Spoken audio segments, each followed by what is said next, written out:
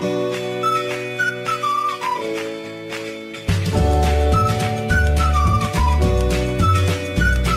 Tide, everybody. Welcome to Elephant in the Room. That's Jay Coker. I'm Mick Gillispie. Make sure that you guys like and subscribe. Disrupt the media. We talk Alabama football. Practice has started today. That means that Kalen DeBoer hits the practice field for the first time with this group. He's got some guys that Nick Saban had on the on the roster. Some new guys, but really an exciting day around the Alabama football world. What's up, dude? One step closer. I don't know if I'm more, looking more forward to camp being over and football season starting now, or if I look forward to it more when I was playing. Yeah. I'm really ready to have something to watch on the weekends and something I'm genuinely interested in. Well, it's so different now. I mean, just because something that we haven't seen for a long time is fall practice going into the first game without Nick Saban. Yeah, and hearing reports of music at practice and people with smiles on their faces. Yeah, right. What was practice like with Coach Saban? I mean, was he pretty? What was it like for you, and what was it like for everyone else? It was all good. If I made some statements last show on about getting tired of hitting the same people and guys getting in fights. That wasn't me. I was watching guys hit other people, and I could just tell they were getting tired of hitting the same person over and over again. So, it was great. But camp is camp, and it gets monotonous a lot. Day in, day out, same thing. Coach Saban, he was good during warm-ups, but he put his game face on as soon as that was over. And, at least during camp, well, in camp, a lot of guys put an over-under on how many times we're going to have to restart practice. Oh, yeah. I think a lot of those were premeditated, but, if you weren't hustling doing things the right way in the first 30 minutes of practice, it was getting restarted. And the worst part of Coach Saban practice is the first 5 periods.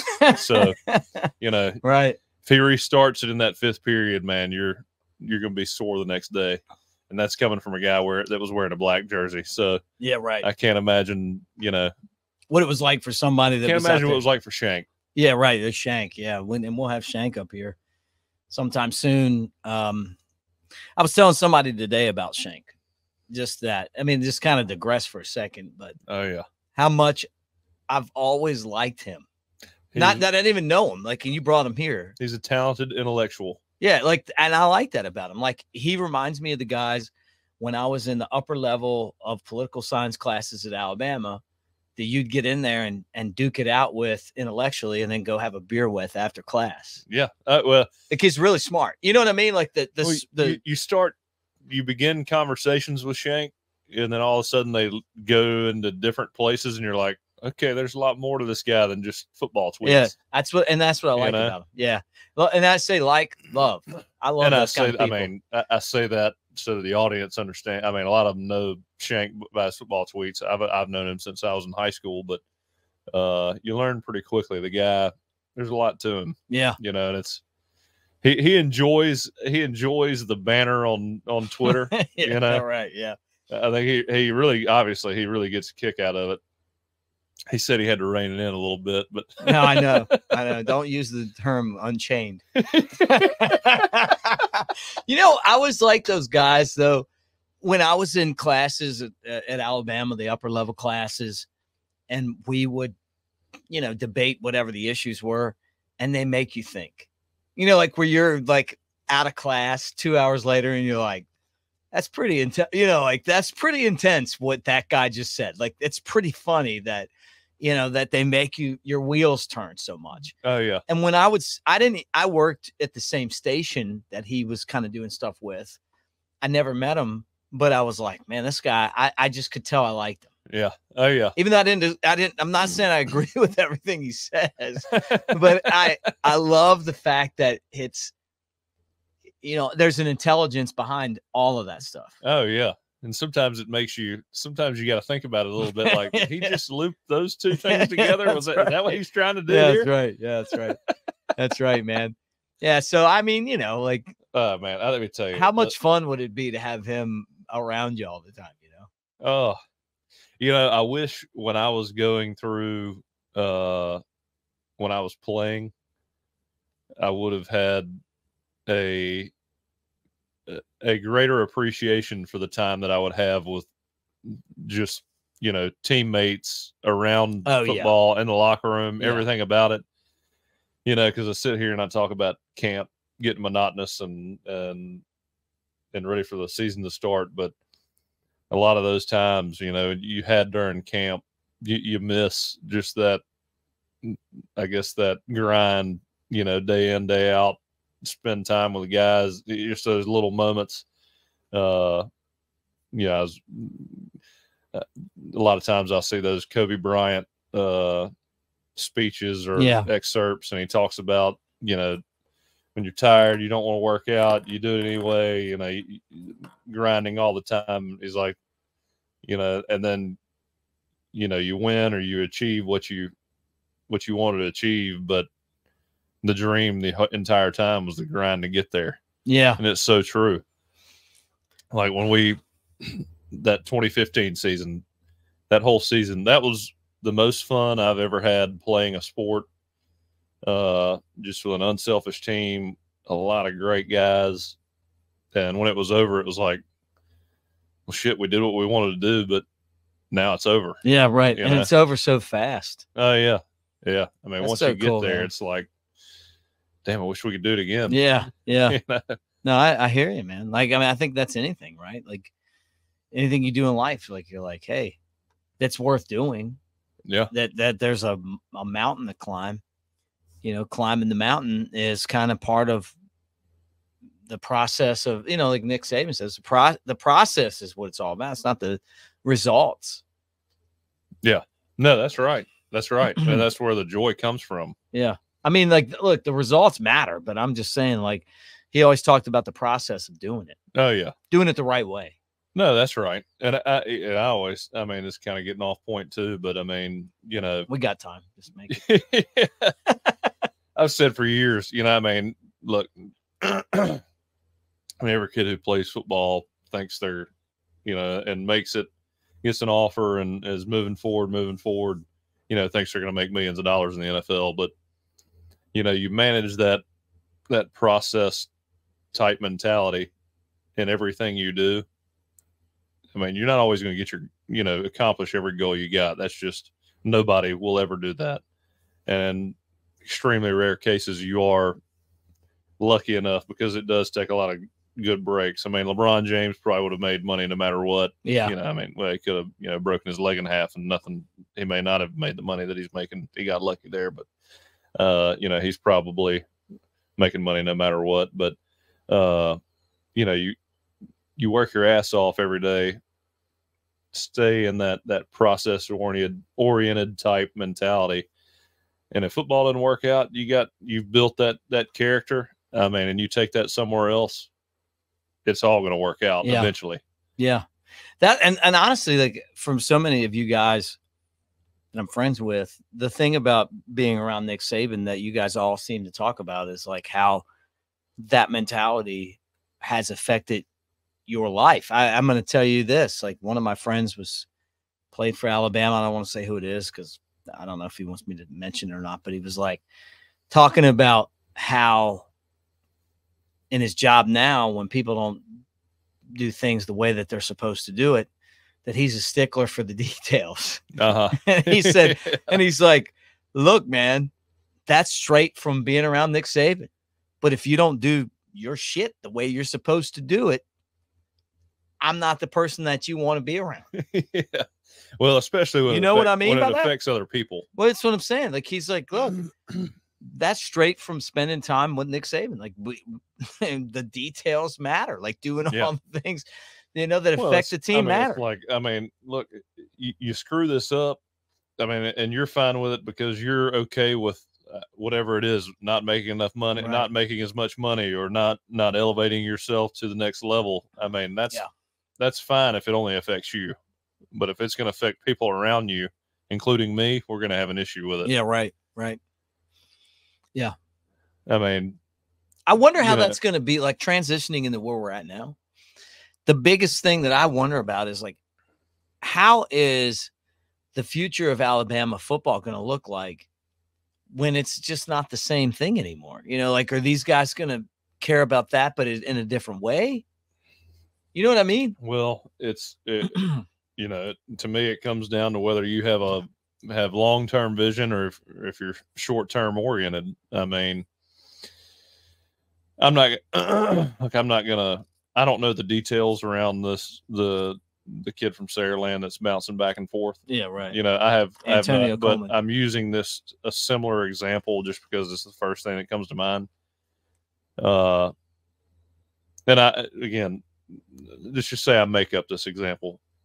You commit and you're getting, you know, offers from other schools, and you're bouncing your commitment based on the money that's offered, and you just bounce into the highest bidder every time.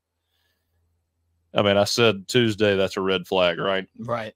I mean, that is a red flag to me. You know, and people kind of start to pick up on that and understand that, you know. I mean, that's, to me, you got to do things the right way. If that's sacrificing money, then okay. I mean, that's part of growing up, maturing, and respecting other people's efforts and trying to, you know, create the best society possible. You know, you kind of take advantage of systems. Eventually that's going to come back and bite you. You know, I mean, you got to treat people fairly, treat people with respect, and do things the right way. When guys, you know, kind of take advantage of the system to make more money, it's going to become a problem. And really, to me, the biggest it's going to end up hurting the guys that come in future generations that, you know, people aren't going to be willing to pay as much money as they used to for athletes to come to their school because they can't trust them. I mean, how do you trust guys that can just bounce around? They don't stick to their word. You know, I mean, they've gotten burned in the past. You know, how are you going to keep doing that, offering kids money, you know, without any guarantees, and they just jump ship when the next highest bidder comes along?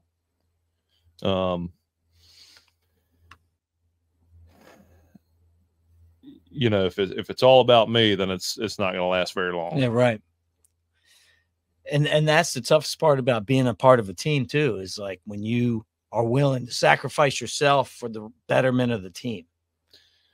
You know what I mean? Yeah, like, and in a business too, or a partnership, or whatever. Not only the team, but I mean, you gotta, if you think large scale, the kids below you. I mean, if you're lucky enough to have a child that's successful in sports and has that opportunity to make money in NIL, I mean, what if you're one of the contributing factors to kind of screwing up the whole deal for all of them? God, I know, man. You know? And I think that to me is like anytime I'm part of any team, I just don't want to be that person. Yeah. You know what I mean? Like, I don't want to be the guy that screws it up. Yeah. You know, I mean, you got it pretty damn good just on scholarship. Yeah. A funny thing about you is you talking about being the quarterback of the team in 2015, like, instead of just enjoying like the process, you're more worried about, you just don't want to mess it up for everybody else. But I totally get that, man. Like, I know exactly what you're saying. And I think that mentality is a great mentality, because it's like when you take yourself out of it and you just say, hey man, what can I do to make everybody around me better? Right. Yeah. Well, look, every transaction has to be beneficial to both sides. Yeah. You know, I mean, it's just not going to work long term if that's not the case. And which I learned from Rotary Club, by the way. I'm a Rotarian. But the thing is like, and Gary Hughes, who I got to be great friends with in space, he was one of the greatest baseball scouts ever. Baseball America had him listed as one of the best baseball scouts of the century. Yeah. And I said decade, and he was like, no, century. Like Branch Rickey and Yeah. Buck O'Neill and Garrett Hughes. Like he's in the group. And he was telling, and basically what he was saying to me was, if you do a deal with somebody, and you know this about me, I want you make the deal good for everybody. If you make the deal good for everybody, everybody's happy. Yeah. There's no complaints there. And that, if that's your like goal and your focus, then right off the bat, you're doing the thing that you need to be doing to be successful. Yeah. And if you don't, you know, you kind of get, you get it pretty early on. Like if somebody doesn't see the value in partnership past just the money, right, then that's probably not the person you need to be dealing with. No. I mean, you know, honestly, I know what you mean. Yeah. And again, I don't know anything about that. What happened with the flip flopping between Auburn and Alabama. Right. And that you know, has nothing to do with this conversation. Yeah, that has nothing to do with this conversation. It's not about Antonio Coleman. But that's just when. I mean, there's no way when you think of a guy committing 4 separate times, however many times he's bounced back and forth, it's hard not to imagine that's the case. Yeah. You know? Mm-hmm. And again, I don't know the situation, but I'm just using that as an example. If that were the case, you just, and look, that's when I was coming out of high school, I didn't know a damn thing about recruiting. I didn't know a damn, my parents had never been through that. I mean, I probably would have handled it a little bit differently. I think they would say the same thing. But at the end of the day, a commitment was a commitment then. You know, because when you say you're committed to somebody, you want it to mean something.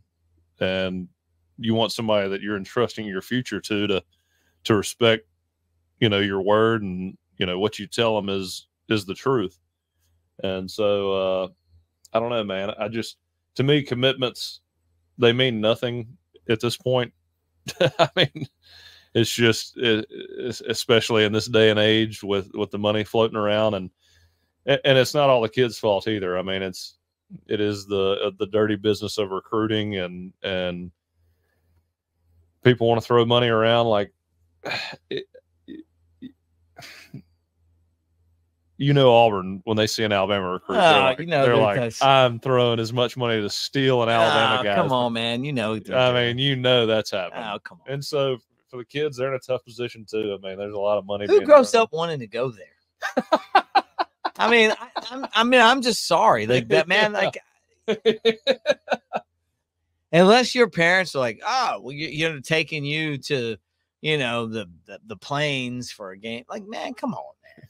Yeah. You know, like, you know, I'm sorry to say that, but you know, it's the truth. I mean, it's the truth. Jake, just throw it out. You know, it's the truth.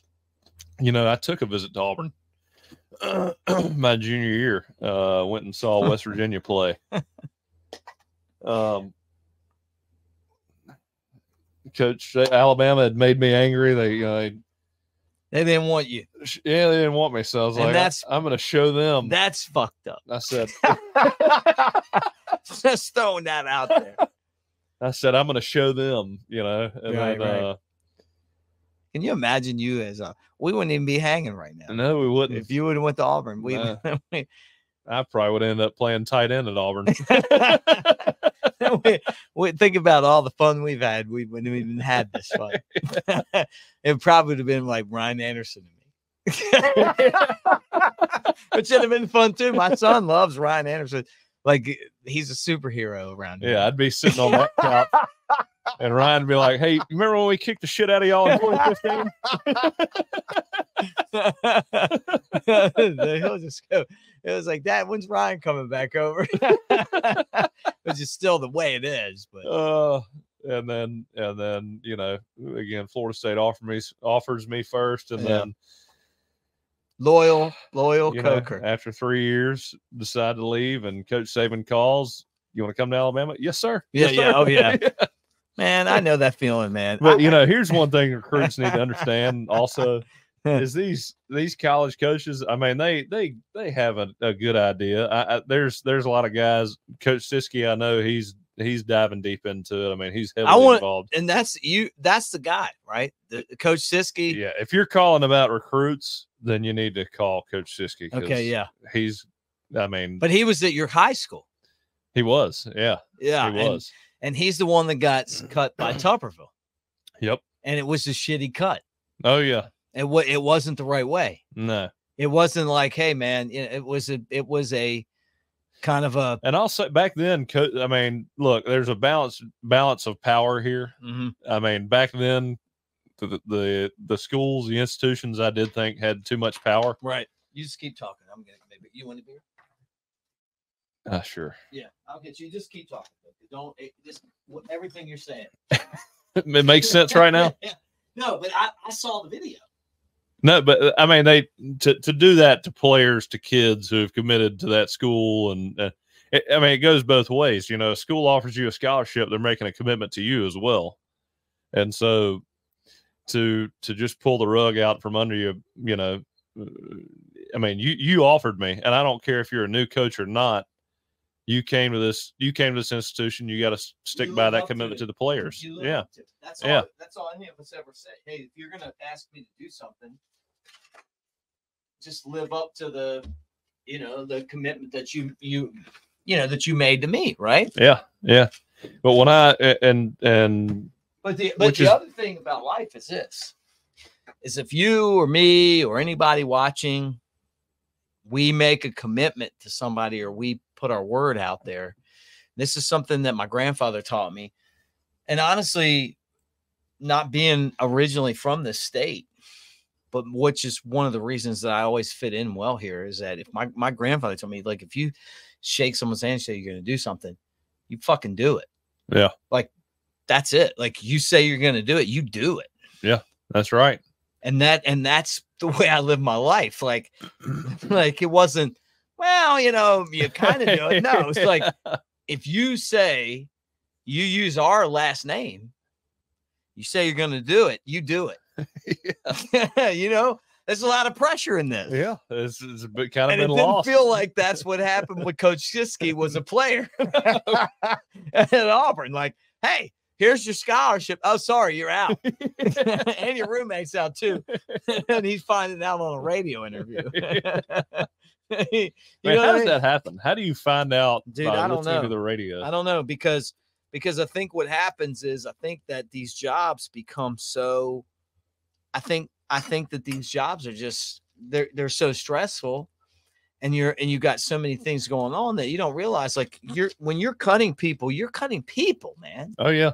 You're not kids. You're cutting kids. Yeah, man. Like, it's not like, I'll tell you this. Which I will say this. I do get, you should be able to cut a kid if he's not sucks showing or up. Whatever. But yeah. Oh, no, not if he sucks. You gave him a scholarship. If he doesn't show up for workouts, if he's not doing what he's supposed to be doing. Well, that's what I mean by sucks, dude. Yeah. Yeah. Well, me, like, as a boss that does hire people for, you know, the shit that I do, I don't fire anybody. I just don't. Like, if you show up and you're doing, you know, like, even if you're terrible, I just don't. Now, I might ask you to leave. Like, hey, this might not be what you want to do, but I just don't believe in that. Did you have fired Kim Cheadle? I don't even know who that is. The director of the Secret Service. Oh, yeah. Yeah, I would have. But that's if I was in charge of that, yeah, I would have. You'd have fired yourself. That would have never happened. But I'm saying, as far as, like, you know, like, I'm doing, like, you know, hiring people for broadcast internships. If you show up on time, like, you know, okay. Like, it's so small. It's so small in my life, you know, my level. I'm like, okay, you know, this guy might suck, but if he shows up early and leaves late and he's got a good attitude, I mean, like, what are you going to do? You know, We're riding with him. Yeah. I mean, if a guy's committed to getting better and making everybody else around him better. If you're in charge of the Secret Service and you I knew I was going to do. I You knew know I what I'm was going, opening it up. and you just and you're like, oh well, you know what? Like, we're not going to pay attention to like the fact that somebody's going to get assassinated. That's a different story. I'm not in that world of doing stuff. I was trying to get you going. You did. That's it. That's a whole different level of like responsibility. Yeah, I know. Like, I know, and I know you would love to just like deviate to that. He would love to deviate to that instead of talking football. He would love that, and I would do it with him. But that's not where we're talking about because I gotta turn this conversation back to Kalen DeBoer and his practices. I'm just so ready for football, man. I'm so ready. You came in the other day and you're like, I'm ready for the pregame show, like our show, our pregame show. I'm just ready to have some real football to talk about. And I'm like, man, we got a month left. I got to make sure everything's ready. You know, you're joining this year. Like, let's go. Just slow down, dude. Like, we got to get there first. You know, but I love the enthusiasm though, because you got me pumped up too. Like, maybe I need to make some more calls, get everything fixed. Yeah, we got some. The fixing comes after week 1. No, I mean on the show. The show's going to be great, man. We're going to have a great show. Just like this. Like, it's going to be fun. No, but have you ever been to Innisfree before? Home away from home. Have you ever met Trip Rogers? Nick Sneed. Old Nick. Nick played in a few golf tournaments, my boy Nick. Okay. Just asking you because I got to reach out to those guys. Yeah. Old Nick's lifting weights now. Is he? Hell yeah. Look at that, man. Saw him throwing some weight around yesterday. Can you imagine? On Instagram. Can you imagine like when I'll tell you this, man, and we're going to get back to football talk. I bartended at Alabama. I was on the college radio station. I played on the lacrosse team. I was at a fraternity. I knew everybody. My sister came. She was like, everybody knows you. Like, she was like, Kevin Bacon has 5 degrees of separation. You got 1. Like, they know you, you know. She's like, what happened between high school and now? Because high school wasn't my deal, you know, but college was, right? You know. And then you leave, and then like all of a sudden you come back, you know, 5 years later, and you're like, nobody knows me anymore. You know, like it used to be, I would go out and you'd know everybody in the bar. Yeah. And so I just think about like Trip and Nick and those guys like that just hung. I was about to say, you know what I mean? You know where Nick I'm going? Still there. Yeah. I'm so glad Nick is still there. Man, it's one of my fraternity brothers, who the late great Zach White worked at the Innisfree. And a Trip said he's the only guy he fired twice. So I don't know, you know, whatever. But Zach was awesome. And when Zach was working at the bar, it was so great. And Kevin Nichols is there now, like that, and one of my OGs from back in my day. You know, he used to work at Harry's back, you know, when I was in school, when Harry's was the place. And there's just that comfort level you have. Oh yeah, where you're like, oh, that's my guy. You know what I mean? It's like having a beer at the house. Oh, dude, it is, man. I see Kev. I'm like, oh, come on, you know, come over here. And then all the people that work, you'll meet them, and like you'll see everybody works with us. Like all the kids are like, and I'm like, oh yeah, I know this guy. But he has a full-time job. He just does it for fun. But those guys like Nick and Trip, like, just to do that for 30 years, man. Oh yeah. Never leave. Oh man. Yeah. I love that. I mean, you know, we became good friends with Nick in college. And I mean, again, we'd go there after games just because we knew Nick and we knew you know, Trip and some of those bartenders back there, and again, more than when we go play golf with them or just hang out a little bit outside of football with those guys. And then to be able to go back there and hang out with them, you know, after you're done playing is it just brings back a lot of memories. Yeah. Hard to beat, you know? Yeah. But that was really the only place I went in Tuscaloosa. That's all you need. Yeah, right. Back in the yeah. So we'll be there for the tailgate show. So you and me, Fridays during football season. I keep forgetting too, because it's I having some old Dylan Lee. I think he's coming to the Georgia game, and he was asking me if I was coming. I was like, I'm gonna try to make that one. And I forget I'm gonna be in town Friday. Yeah, you'll be there Friday. Like, you better get there early. Yeah, because we'll be there. Yeah. And we're bringing hell with us.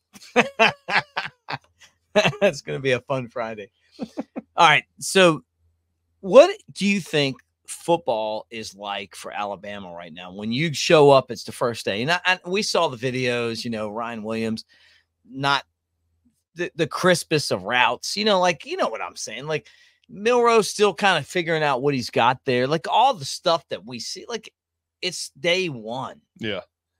I imagine it's a lot easier than what it was for guys that were freshmen 5-6 years ago. Yeah, right. Because then I have Saban's not on their ass. I mean, what was Saban like to the freshmen? When I first got to, so before I was off, I had an offer from Arkansas State, and Coach Craig wrote me a letter, and he told me to come to a Florida State camp. And so I go to this camp, and again, my parents, we have no idea, how these camps go, like what you need to do to get offers, or I guess the camp circuit is the way to go. Yeah, right. And so I get in the first drill, and my first drill is with Rick Trickett, Coach Trickett. Oh yeah, offensive line coach. Oh, I know, he's a legend of. Well, I had no idea who he was, before I got there. I mean, I knew he was offensive line coach just because right before I walked in the camp, I think we Googled it, and my dad knew. My dad's known Coach Trickett for a while because he's from Mobile. But I get there, and you're supposed to, it's one of those drills, like warm-up drills, where you're supposed to, like, bear crawl and karaoke and all that stuff, and I'm, like, third in line, and I get up to the line, and my toe touches the paint. And Coach Trickett, he looks at me, and he goes, "Get the fuck off my line!" and slaps me in the chest so hard. And I was like, "What the hell?" Yeah, right. Like, what the? And I run through one time, and Coach Trickett walks over to me, goes, "Are you Coker?" And I was like, "Yes, sir." He goes, "Hey, buddy, how you doing?" I was like, well, what's going on here? I don't know about this place, man. Yeah, right. But I think he realized I was a guy that they were trying to recruit, and he's like, "Oh, I gotta go smooth this over." Coach Cap seems to be of all Alabama's position coaches. Coach Cap seems to be the guy that's connecting with the recruits, because you look at the recruiting class that the offensive line has, and these guys want to play for him. Oh yeah. Which is the same position coach as Trickett, right? Coach Trickett could recruit. I mean, he coached hard. Coach Trickett was one of my favorite coaches I've ever been around. He's legendary. I mean, he as far is hard, as offensive line coaches. He is hardcore. I mean, there's no doubt about it. But when they were at West Virginia, and they were knocking on the door of a national championship appearance. Yeah, with him and Rich Rod. I mean, like, he's probably the toughest coach I've ever been around. But he's one of those coaches that if you do what you're supposed to do and you work hard, he is about as loyal as you. I mean, the way it should be. Yeah, as loyal as he could possibly be to his right. players that work hard and play hard for him. I mean, we'll have their back. He'll get on their ass, but that it's a loving type of relationship. Oh, yeah. Even though he'll get on you. Oh yeah, but I mean, who doesn't like that, man? Like, I talk about me being in political science with Dr. Alzacoff. He's the toughest professor at Alabama, and anybody that's watching that went to Alabama and had any of his classes, probably most of you guys probably jumped out about two classes in when you realized you had to write a 40-page paper. but me, I hung in with a lot of words. Yeah, it's a lot of work, but when the toughest guys make you the best at what you do. You know, I did 5 classes with him. I Yeah, remember that's that right. first class. I was like, man, this guy's scaring me, but I had to have it. Oh yeah. Like I couldn't get out of it. Like it was like I remember we showed up as like 40 some dude, like people. I would say dudes, like people. And then the class, like after like 3 classes, like was like down to 20 something. Yeah. Oh yeah. You know what I mean? Like, and you're like, hey, these people don't want to do this. Like, they don't want to write a 40-page paper. They don't want to be in here debating. Whatever. The bottom line is that after 5 classes with him, he made me so much better at the craft of being able to debate, how to think, critical thinking, how to do this job here, how to do every job I've ever done. Yeah. Because I didn't have the option of dropping his class. And he actually was fantastic, but he wasn't easy. Like he wasn't going to take any shit. Like he wasn't going to cut corners, you know? Yeah. Yeah. And those are the coaches you're talking about. Well, coaches that demand the most of you and then show you respect. Yeah. You know, well, there's a goal, after you've proven yourself is, you know, that's the whole bottom line. The bottom line is that people that have high standards, it doesn't necessarily mean they don't like you. It's not that at all. It's that they want you to reach those standards and beyond that. Well, once you earn their trust and they know they can trust that you can be, I guess, on that friend level, but you can speak to them as a friend, they're still going to get their work done. You know, I mean, those are the coaches that I've always, you know, gravitated towards and respect, loved, appreciated. I mean, again, I've talked about Coach Sanders on this podcast I don't know how many times, but he is, I mean, taught me so much about how to treat people and how to manage situations just based upon, you know, my experience with him and the way he treated me. I mean, again, I never felt like I could play quarterback better than when I was being coached by him. He was just one of the best people, best coaches, one of the best experiences that I've ever had as a football player under him.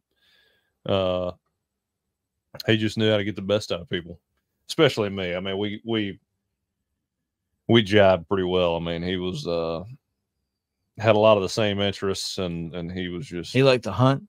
No, but he did love to fish. Yeah, he liked to fish. Yeah.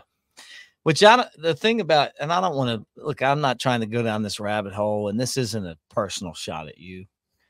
But how do you sounds like it's going down that route? It's going that direction, but how do you not like the saltwater fish?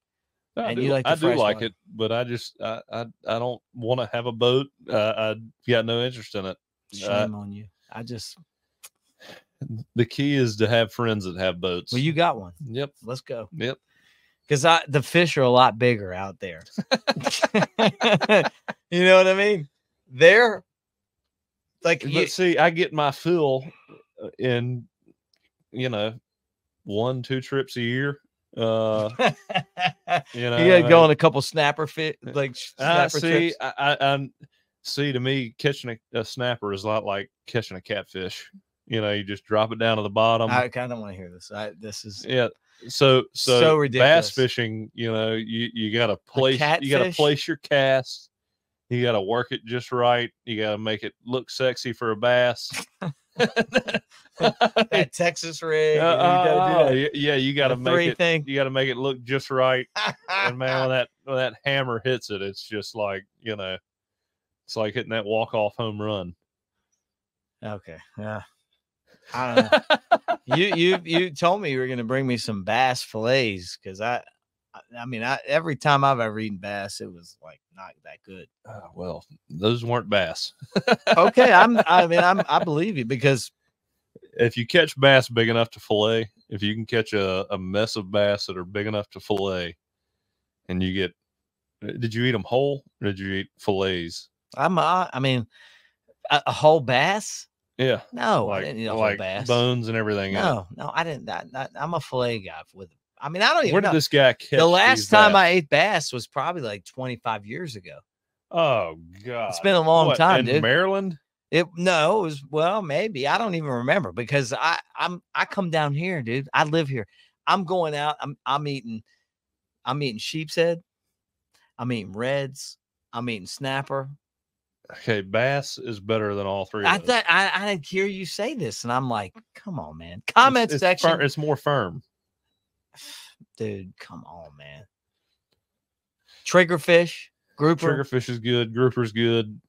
Grouper's really good. Yeah, I mean, come on, man. Like I'm waiting for you to, come over here and fillet and do like some bass where I'm like, oh, okay, I'll bring you some fillets, and you're going to be I'm amazed. open-minded. I'm open-minded. You're going to be amazed. I'm open-minded to this, but I don't. I'm not believing this. I remember the first time I was at. I used to be Mr. Freshwater fishing. My grandfather, and we used to talk about it all the time. You can't say you're Mr. Freshwater. Not if anymore. You don't know what bass tastes like. No, I mean we didn't. Like we ate like trout and like speckled trout. No, dude, like rainbows and browns and yeah. Like good trout, like brook trout, and then we, you're gonna be like lake trout, and then we might have like some panfish, like some crappie or some bluegill once in a while. He would do that. Like I'd just join him because what am I gonna say? No, Pop, I'm not doing this. And then I went saltwater fishing with the guys in my fraternity, like probably 30 years ago, and I said, Pop, man, I'm never freshwater fishing again. These fish are way bigger and they taste better. Like we went out and it was like, whoa. Yeah, no, I mean, it's a different game. A snapper fillet is pretty hard to beat. It's a different game. But it's like, there's a lot of saltwater fish. Cobia is really good. Wahoo's pretty damn good. Somebody told me I had a bad wahoo. But apparently you got to eat them like the day you catch them. Like mahi is too. I love mahi. See, it's too. I like it. It's too mushy for me. No, to me, I'm taco mahi. Oh, you put it on a taco? Yeah, and they're great. You could eat a possum in a taco and make it taste good. My friend Adam White told me that he'd eat shit in a taco. Yeah, I was about to say, I mean, like poop. It was serious. You need to clarify that. Poop? Like poop. That's what he told me. I don't know. And if you get the people are like, you put something on a taco, it's going to be pretty damn good. Yeah, right. Well, I think they hide it in there. Yeah, it's like the famous whitefish on a menu. You have no idea what it is. That's lake trout. Whitefish taco. Okay. What is whitefish? It's whatever. It's the same thing as lake trout. It's whatever fillet looks kind of white. It's probably cod. Oh God. I mean, yeah. No, tilapia. Yeah. like it's a tilapia. No, you're like, just run. Yeah. People put tilapia in lakes around here and bass ponds around here. Do they? Yep. And they'll put them in there for a season because when it gets cold, they all die. Okay. And so, I mean, that kind of, tells you where tilapia are on the scale of edibility. I didn't even know that. Yeah. Yeah. So like people put shad in a pond for bass. So they got something to eat. And then the tilapia is one they put in there too, but they don't make it through cold winters. Yeah. So, yeah. All right. So let's talk Bama football practice. All right. So now we're starting the show. Yeah. Let's get this thing going. I mean, we're 44 minutes into this. But the thing about you and what did we just talk about? Well, you and I could do a show for like 2 hours and never get to the thing we were supposed to talk about. They're like 25 minutes. And we're like, we'll do 25 minutes twice a week, but there's one show that we're not. You know what I mean? That show would be 4 hours. Yeah, right. Like, well, it's the show we're talking about why we don't like tilapia. So when you're showing up, and Kalen DeBoer is the guy. He's taking over. You're Jalen Milroe. This first practice, I mean, what is it like? What are we doing? Well, they've already been through a spring, a summer. Had Coach DeBoer shown up after spring, it'd be a lot different. It'd be a lot tougher. You've already got 3 weeks of practicing a new system. From what I heard, Coach DeBoer was with the quarterbacks mostly today, which I would imagine is going to be his approach moving forward. That's going to allow for a lot better quarterback play when you got the head guy right behind you telling you exactly what you're doing right, what you're doing wrong, how he wants it. If there's an issue, in communication with receivers, he's going to be able to communicate to them, exactly what he wants and how he wants it communicated. Route running, the timing of each route, how guys are. One of the biggest things, one of the main things I saw Jimbo coach when I was at Florida State was receivers coming out of their breaks, full speed out of your break, or the angle in which they come out of their breaks, because it means so much. Look, it's day one. I'm not sitting here making observations on day one from a video I saw, but I did see Ryan Williams run a curl route, and I don't know if it was warm-ups or what, but you watch Amari Cooper run a route, watch him run a curl route, and you will see how you're supposed to run a curl route. Right. Angles, where he's sticking the route, where he's coming out on his angles. There's no better route runner that exists outside of Amari Cooper. He's got speed, he's got hands, he's got explosiveness, but his best trait to me, even though all of those are far better than most I've ever seen, is his route running and giving the quarterback an easy target to anticipate a throw. So you watch a curl route. People don't understand. Curl route sounds so simple, and it should be simple, but at the same time, there's, you got to set up the defender the right way. You have to stick your foot in the ground and come straight back to the quarterback. That's the most important component of a curl route, is right. Sticking your foot in the ground and coming straight back to the quarterback, because the quarterback, after he takes his drop, as soon as that receiver sticks his foot in the ground, you throw the ball right where he sticks his foot in the ground. And a lot of times you're getting hit. You can't see too well. You got guys in front of you. You got to see where he sticks his foot and throw it, and expect that he's coming out of his break straight towards you, or right off his plant foot. He's picked his angle to where he's coming right back to the quarterback. Because again, when you're throwing a curl route, you're throwing it hard as shit. Right. You're getting it out. You're trying to keep the ball in the air for as little time as possible. And it all needs to be precise. When you're throwing this, and I just hold your thought, just for us common folk, you're throwing this and the guy hasn't even curled yet. You just know he's supposed to curl. Well, so you're in the shotgun, you take a 3-step, a hitch, boom, ball's out. Because meaning you're just throwing that shit. You're just here it comes. Yeah. Technically, you're in a perfect world, you've got 3.5 to 4 seconds to throw the ball. Right. So you want to spend as little time possible back there. You want to make sure that everybody's on time. Everybody knows where they're supposed to be. Quarterback has to be able to anticipate where the receiver is going to be as soon as he comes out of his break. So we'll go through a curl first. I get the snap. I take a 3-step drop. I hitch, ball. That's not enough time for, you said in a 3-step hitch, 1, 2, 3, boom. It's right on that, probably that 3rd second. Yeah, right. And so I've got to throw the ball before he even sees me. I got to throw it, when he sticks his foot in the ground, my aiming point is right where that foot goes into the ground. So if you got 5 guys running routes, does everybody think the ball's coming to them, or does possibly? Guys, receivers that understand coverage will know if the ball's coming to them. They might so you may run that route and be like, well, and then the ball goes to somebody else, and you're like, well, it could have came here. Possibly. Okay. Yeah. Yeah.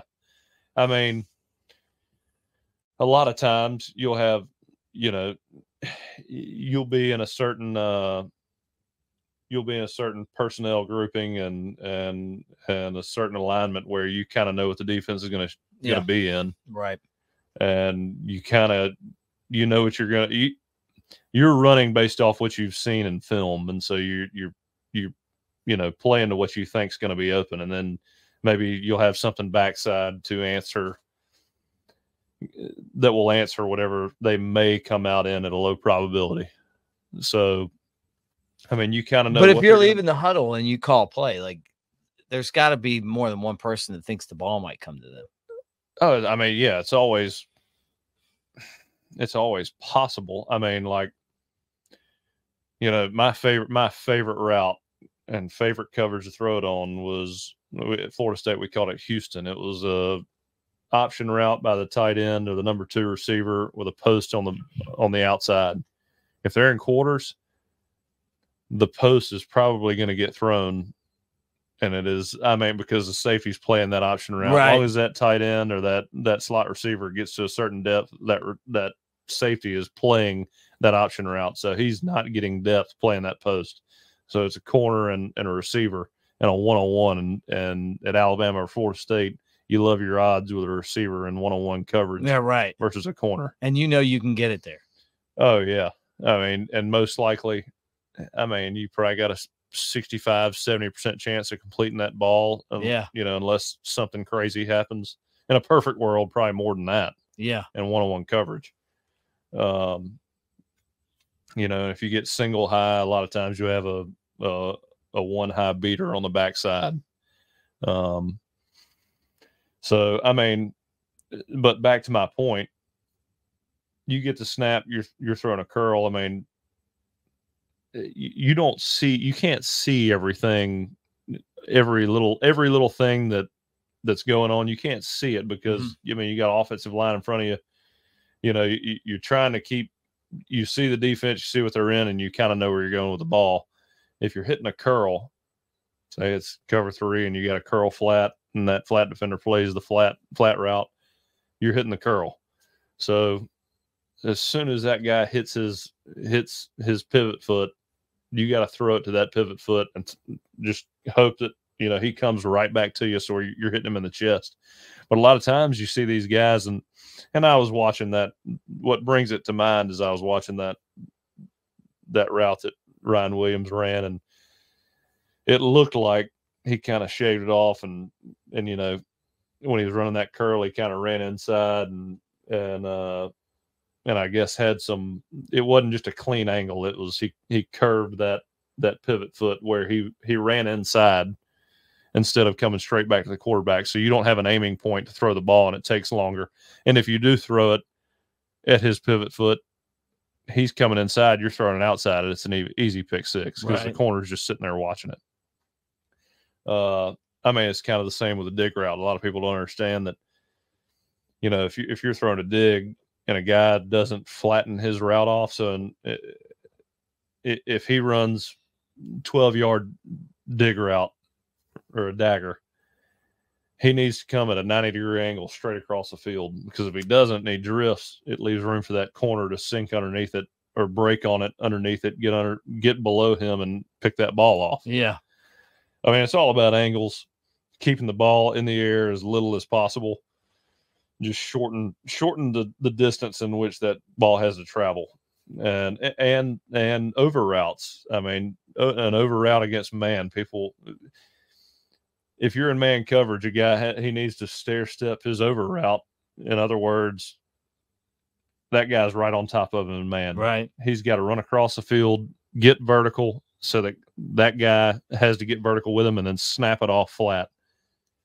Or snap it off flatter so he can get more separation between that guy. Whereas if you just run an over route and man coverage, don't get him vertical, and you just run flat, and that guy's sticking with you, and he can undercut it and intercept it. Yeah.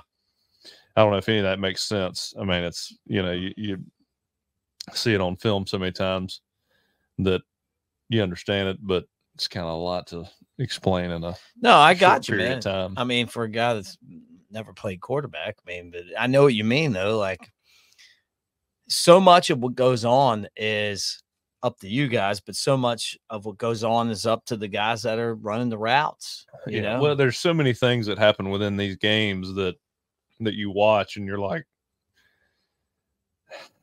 I could see how that mistake was made. Or you said that a lot about Milroe last year. Yeah. You know, like you could look at him, especially in the first 6 games. What's the funny thing is, like, we meet Milroe, and you're like, hey, I'm a fan of his. I was like, because I was like, after like 3 weeks, it's like, hey, leave the fucking guy alone. Like, he's the guy. Yeah. And I like Simpson being the next guy. Yeah. You know, you're watching it and you're like, hey, like, I'm watching the guys, you know, the mistakes got smaller and smaller as things went on. And now you look at him and you're like, I think he's one of the biggest strengths of the team. Has taken complete ownership of that team. Yeah. From week 6 last year on. Making plays that some of those plays he was making last year bailed out some of the calls that were made. Yeah, you said that. And I don't, I mean, that's not a shot at the calls that were being called. Sometimes the call is just not good because the defense plays it really well. Right. But when you've got a guy back there that is comfortable moving around in the pocket and finding open guys, and that has a lot to do with a new style of coaching is you know, allowing an athletic guy to be back there and make plays on his own, because that's one of the more effective ways to play quarterback now. I mean, Patrick Mahomes has patented that. Oh yeah. He won me a fantasy football championship. Yeah. But Jalen Milroe has, I mean, look what he does. He gets back there and he will make a throw on time. He will do the right things if it's open. But when things break down and he sits back there and maneuvers his way around the pocket, finds somebody open, I mean, the defense cannot contain that caliber of receiver at Alabama for 8 seconds. You just can't do it. No. I mean, nobody can do it. No. And so to have a guy back there that can do that and stay comfortable and keep his poise and make those decisions when things break down, I mean, it gives you an opportunity to be way more successful than you should be on paper. Yeah, right. Well, the other thing too is his running ability last year. Oh, if it's not for him being able to run the ball, we don't beat LSU. No, and I thought that was one of the most explosive. I mean, I point out LSU because it was one of the most crazy monumental wins we had last year. Yeah, but I mean, like, him turning the corner on that one touchdown run is like, oh yeah. Well, if we're not able to score in that fashion, we don't win that game because Jaden Daniels was not going to be stopped. Yeah, right. Well, I mean, he did get stopped, I guess, when he got the concussion, but you know, outside of that, he's rolling. Yeah, he was great, man. It's going to be interesting to see what this defense is like. Yeah, that's what I'm going to tell you, man. I'm concerned. That's my concern. You know, I think it's like Jimbo on offense makes that offense, you know, head and shoulders above a lot of different people. I mean, I know he had his struggles at Texas A&M, but at Florida State, I mean, with him right there, you know, coaching the quarterbacks and then coaching everybody else on that team or on the offensive side of the ball in a way the quarterback would coach them, I think really, really gave us a leg up on most teams that we played, because it just allowed for the quarterback to be more comfortable and make decisions quicker, you know? Yeah. Much like Coach Saban, you know, being the DB's coach and being on that side of the ball all the time, it made Alabama's defense so powerful and head and shoulders above everybody else, because, you know, he coached it like a captain of defense, and everybody understood where they should be, how they should execute each play, and the communication was open between the head coach and the players on the defensive side of the ball, especially the leaders on defense. And I think you got Kalen DeBoer on the offensive side of the ball, and again, from all indications, he's with Jalen the entire time, coaching through the lens of Jalen's point of view. So, I mean, I think offensively we're going to be pretty strong. I think it may take a few weeks, but I think we're in a good spot. Defensively, you've got Kane Womack, who was a head coach last year, and he has that kind of head coach mentality, right? Where I think he understands how to communicate with the guys and how to get them on the same page. And look, he's working with a lot of guys that are from different schools and different backgrounds pretty quickly. I mean, these guys have never played together with each other before, but to have them have Kane back there coaching in the way that I think he's going to coach, you look at that over under on 9 games and you think, man, if we can survive the first 6 weeks, it's going to be tough to beat us after that. And I'm taking Bama in the over. I've got some Alabama bias, but let me tell you, I believe in these guys, and I think they're going to do really well. I'm taking Bama in the over too. I think it's too easy to throw Bama under the bus. Yeah, you got Kalen DeBoer with more talent than he's ever had. He's never had this much talent. Like Washington didn't have this much talent. Year one at Alabama. Fresno State didn't have this much talent. Idaho or wherever he was. Like, he's going to have more talent than he's ever had. He's also going to have the players with the Bama mentality. Then he's bringing in his mentality. I'm telling you right now, if they can figure out the defensive side of the ball, the offense, I think the offense is going to be prolific, man. I really do. I do. Again, we're going to find it. Week 6 on is when we're going to find that out. Dude, I think week 1 on. I mean, like this Western Kentucky's a tough game. Last year we struggled against, South Florida. We got to go to Wisconsin. That's not an easy game. Coach Fickle is a good coach. This is year 2. They're laying in the weeds waiting on Alabama to get there. Yeah. Then you got Georgia. I mean, these are tough games, man. Wisconsin is practicing for Alabama right now. Every day, man. Like they've been practicing for Alabama since February of last year. That's what I'm saying. February of this year. Like, this is their, like, hey, we beat these guys. It's like when Colorado beat. If they beat Alabama, then Luke Fickle's probably getting an extension. Yeah, I know. And the thing about the way that college football is now is, like, if you lose that game, it's not the end of the world. No, that's right. I mean, you're going to have teams that have 3 losses that are going to get in that playoff. Yeah. I mean, a 3-loss SEC team's getting in over a 2-loss ACC team. Yeah. I would think. I would too. If you play a tough schedule. Yeah. I mean, it just but I tell you what I don't want to hear anymore is, we got left out of the playoff. It's kind of like getting left out of the NCAA tournament in basketball. Yeah, give me a break. If you're the 13th best team, then you got no room to argue. Right, yeah. If you didn't get in, if you're not one of the best 64, 68, shut up. Yeah. I mean, last year we play basketball now at Alabama. Yeah, we do. I love it, man. You see these guys that, like, Greg Byrne, man, he's done it. I mean, I think we're going to be pretty damn good in the next couple of years in football. I'm going to go ahead and count on that. Yeah, right. And if we are, Greg Byrne may be the best AD of all time. Mal's rolling over, but I'll tell you, man, we didn't have basketball like this. I mean, the thing, like, I see these basketball. I cover recruiting now, and I'm like, Mal will always be one of the most respected ADs of all time. It's not a shot at Mal. I mean, I love not a shot at Mal at all. I didn't even think about that. No, but I'll tell you, dude. I think Mal would tip his cap to what's going on now. Yeah, because he loved Alabama.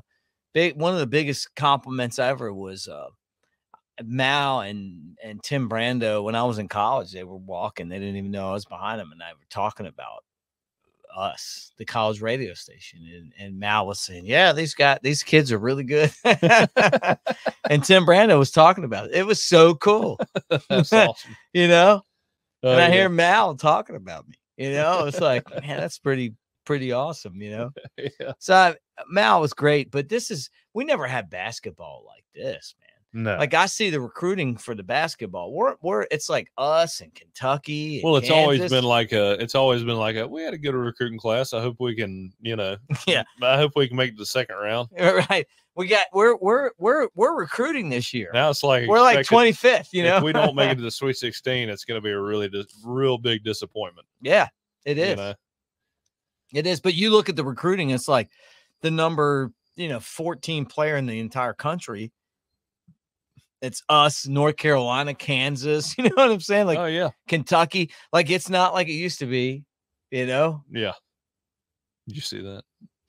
I see. What are you doing over there? Gotta take a little break. Is this a timeout? Yeah. All right, we're going to take a timeout. So we got Alabama practicing and DeBoer doing his thing now, and then we get the opportunity to kind of figure out, what this offense is going to look like. Well, I think we covered this 30 minutes ago, but yeah, it's good. It's one of those things. It's exciting because what's Ryan Williams' role going to be on this offense? I think he's gonna. I think he's gonna have to play a big part. All of the talent that he's got. I mean, just the presence that he has within the program already. The guy's got to be a contributor. Gonna have a lot to learn in the first few weeks, but with that amount of talent, it's kind of like I'm never going to compare anybody to Julio because I've never seen anybody like Julio. But Julio came in, played his true freshman year, made a lot of plays, and was a big time contributing factor to that team. I think Ryan Williams is going to have that same kind of impact, but it's just going to be in different ways. Yeah. I agree with you. Hey, guys, let me remind you that we're brought to you by MyBookie. We've all been there before. A weekend trip to the casino canceled because real life came calling. MyBookie's new and improved online casino is here to change the game. Dive into a truly realistic casino experience featuring the latest in slots, progressive jackpots, and live dealer action, all from the comfort of your own home. MyBookie Casino provides a Las Vegas experience when the action is in your hands and you don't even have to wear pants. Start at MyBookie today with a generous sign-up bonus using the promo code NEXTROUND, and right there, next round. And a revamped loyalty program ensures a host of exclusive VIP perks. The more you play, the more you win with MyBookie.